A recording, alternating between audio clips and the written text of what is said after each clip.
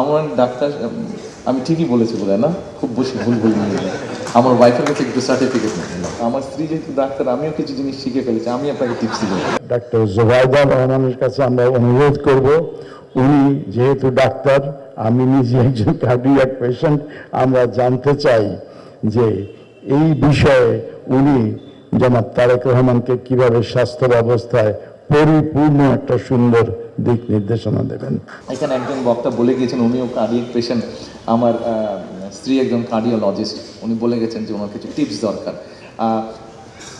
অসুবিধা নাই, আপনার কম্পাউন্ডারও ভালো ডাক্তার হয়ে যেত, আমার স্ত্রী যেহেতু ডাক্তার, আমিও কিছু জিনিস শিখে ফেলেছি, আমি আপনাকে টিপস দিব।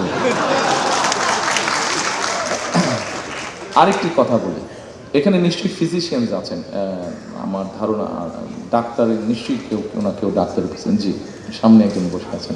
ঢাকা শহরে যতগুলো হাসপাতাল আছে, এই হাসপাতালের রুগীরা যারা যাচ্ছেন, ধরেন তাদের যেই ব্যান্ডেজ ব্যবহার করা হচ্ছে, যেই সিরিঞ্জ ব্যবহার করা হচ্ছে, অর্থাৎ মেডিকেল ওয়েস্ট যেটাকে বলে, এই ওয়েস্টটা ডিসপোজ করার মতন কোনো প্রপার ব্যবস্থা আজ পর্যন্ত গড়ে ওঠেনি বাংলাদেশে।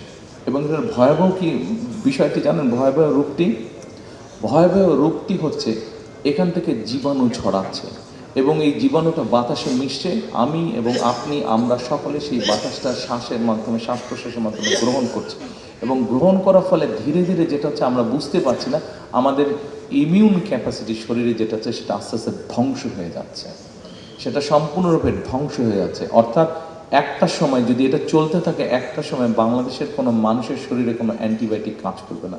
আমার ডাক্তার আমি ঠিকই বলেছি বলে না, খুব বেশি ভুল নিয়ে যায়। আমার ওয়াইফের কাছে একটু সার্টিফিকেট নিয়ে